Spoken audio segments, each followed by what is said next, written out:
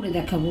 এই যে পটল ভেজে রেখে দিয়েছি, আলু ভেজে রেখে দিয়েছি, আর বড়ি ভেজে রেখে দিয়েছি, হ্যাঁ, আর সর্ষে আর টক দই, এই যে সর্ষে টক দই দিয়ে ফাটিয়ে রেখে দিয়েছি, নুন হলুদ একটু মিষ্টি দিয়ে।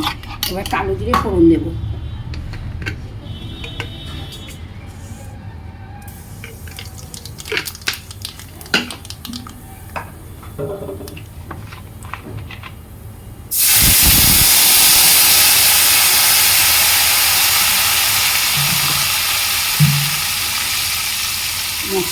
মশলাটা দিয়ে দিচ্ছি জলে দিয়ে।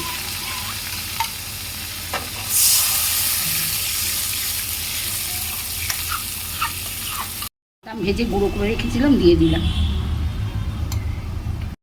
হ্যাঁ, কি সুন্দর দেখতে হয়েছে। এবার একটু দুধ দিয়ে ওপরে দুধ ছড়িয়ে দিই, নামাবো। সম্পূর্ণ নিরামিষ রেসিপি এটা। দুধ দিয়ে নামিয়ে নিলাম।